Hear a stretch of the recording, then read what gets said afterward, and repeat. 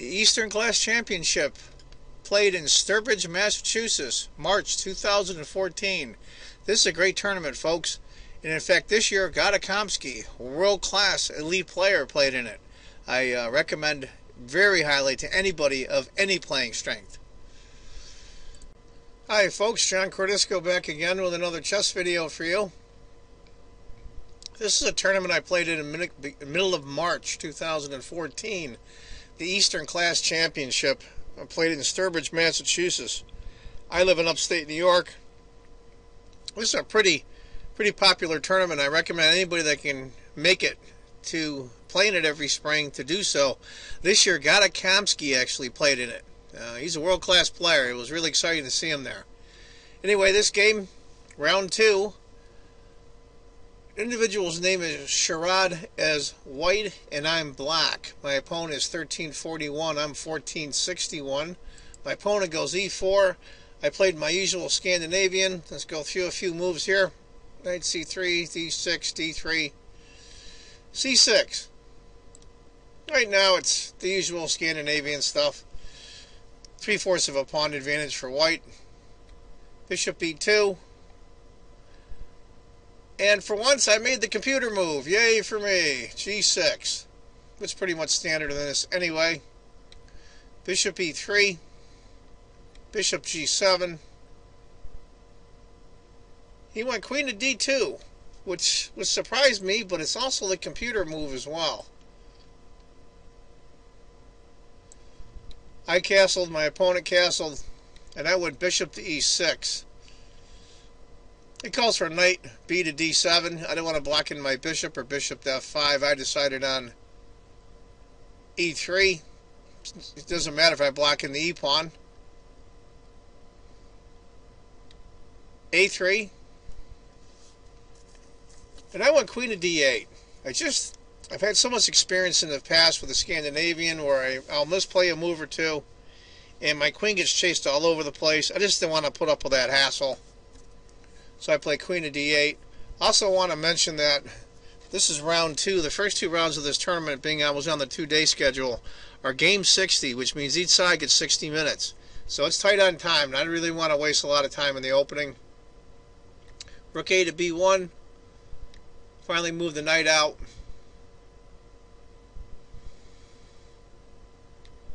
Knight. Interesting enough, though, I'm surprised he at least didn't try it. Move the knight here, threatening the bishop. Rook f to d1. Knight to b6.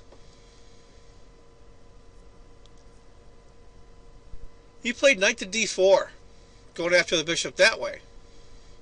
And I moved the bishop to g4. Bishop took and knight took. Now I'm hitting his dark squared bishop. And of course, he's going to end up losing that because he can't come here because pawn comes and forks both pieces. That loses a piece. So he goes knight to f3, and I snapped that bishop right off. He took with the f-pawn instead of the queen, taking the pawn away from his king, which I was really surprised and happy about as well. Now, there's a small advantage for me. I'm up to what I call the minor exchange. A bishop for a knight. He goes knight to d5. Or excuse me, I go knight to d5. Knight takes, queen takes. I think to myself, okay, he doesn't have a light squared bishop. There's no open files in the center of the board. That queen's in a good spot.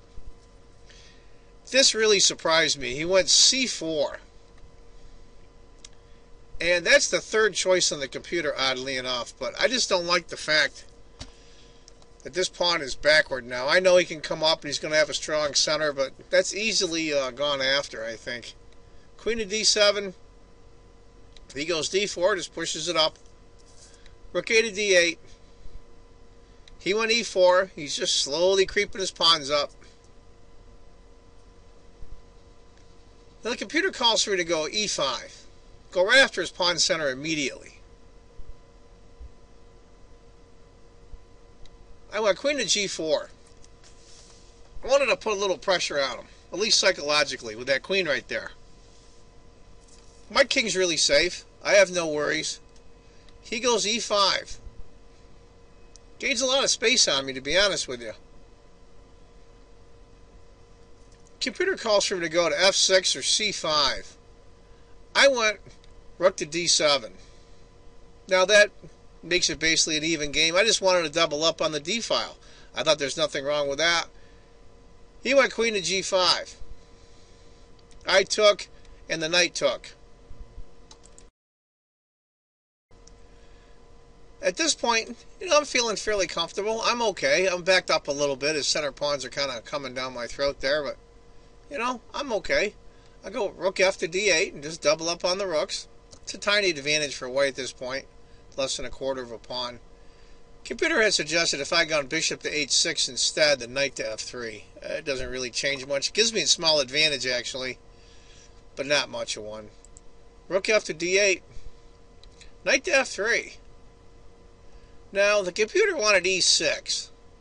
I'd have to take, and that puts it in a tough spot. He takes with a knight. I've got to move the rook, either here or here, and I lose the bishop. But he didn't do that. I went e6 after he went knight to f3.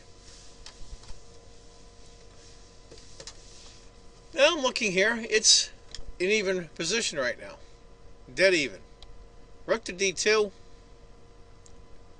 I go g5. A deflection, if you would. Because you see now, if knight takes, bishop takes pawn, he can't retake because he loses the rook. And this is where my opponent stumbles. He goes rook b to d1. Well, probably what he should have done instead is h3. Because when I go here to make the knight move, pawn can take. And that was the beginning of the end for my opponent. It starts getting real crazy after this. I'm almost 3 points up in score. And the material's even. Of course, I kick the knight. He moves the knight back. I play bishop takes. He goes knight to c2, guarding the pawn. Now, I should have played c5, and I didn't. And that's the way these things go sometimes. Your adrenaline's pumping so hard, and you're getting so excited that after my first game where I just blew it in time trouble, I saw myself having a heck of an advantage. And you get your adrenaline pumping, and you're on the edge of your seat, and sometimes you just don't see everything. And I just moved the bishop back. After c5, if he played d5, bishop takes, king to f1. I mean, that's a heck of an advantage for me. But anyway, I played bishop g7. He played b3. Logical move. Now, the next three choices are all pretty much the same. f5, h5, or c5. I decided to go h5 just to guard that pawn. He went king to f2. I decided to put some more psychological pressure on him. At this point, his time was starting to get low. We're playing game 60. I believe he might have had, oh gosh, I don't know, 10 minutes left maybe. And I pushed h4. Figured, you know what? He can't go after those pawns. If the pawns are coming down in front of his king, maybe I can put some psychological pressure on him. He went g3. The computer says I should have taken. But I decided to go h3 instead. I wanted to make his king more uncomfortable. I wanted to put more psychological pressure on him. The king can't come back now. The king can't come here. He can't come here. And if he ends up here, he can't get out. Rook to d3. f5 probably should have been played. I played bishop here. Knight to e3. And then I finally went f5. Now, granted, a lot of my advantage is gone. It's almost a 2-point advantage, but I'm still doing very well here. I'm on the edge of my seat. My adrenaline's pumping. He goes knight to c2. What else? E5 looks like the logical move. I missed it. I want rook here because I want to push F4 with that bishop behind it. He went rook to E1. What to do, what to do. And I made a crappy move here, frankly. F4 is what I wanted to do to begin with. Why didn't I do it? I want rook here because now I'm getting greedy. I'm getting too slick for my own good. I want to bring the other rook here and have an attack here. He goes knight to E3. I finally get the computer suggestion. Rook to G7. My time is starting to get low as well. I knew I let a little bit of my advantage slip, but I still knew I had a good position here. And my opponent miscues. He's starting to get incredible time pressure now. He's probably down to 4 or 5 minutes at this point for the rest of the game, and he goes D5. And of course, I immediately play F4. His king's right in the line of fire. He's in big trouble here. Big trouble. What could he do? He probably should play knight takes G4, maybe. G takes. Instead, he moves knight to D1. And he's feeling the pressure. That's why I pushed those pawns down there. Probably should have taken the G pawn earlier. H takes G. I wanted those pawns there. I wanted to apply pressure, psychological pressure, and it seemed to be working. I took check. He can't take. We all see why. If he takes, bishop, and the game is over. King to G1. G takes check. King has to take. G3 check was the move, actually. But I didn't want to give up the H pawn. I just didn't want to do it. I went bishop F4 check to drive him away from the corner. And then I went G3. I decided the simplest solution because I was running low on time and I didn't have a lot of time for calculation. He played D takes.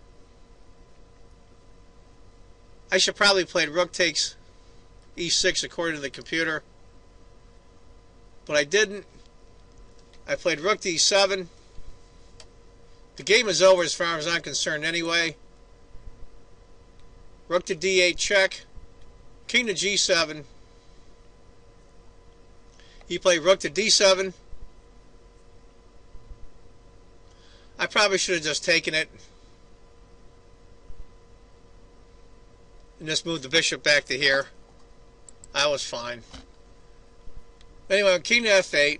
You get a little panicky. You think you're going to lose this game after doing so well. Rook to D8 check. I move the rook back. E7 check. King comes up. It's still over. Rook to D7. Bishop D6, hitting the pawn again.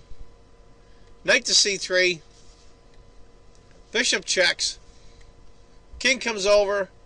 Now my adrenaline's really going now. Rook to F2. King to G1. Rook to E2. Discovered check. And that's my opponent resigned. I let out a big sigh of relief. I have a habit of doing that at the end, especially in time trouble when I just let the game go. Anyway, folks, that's my game. I hope you enjoyed it. A lot of mistakes, but this one was really fun to play. Not because I won, but it was an exciting game.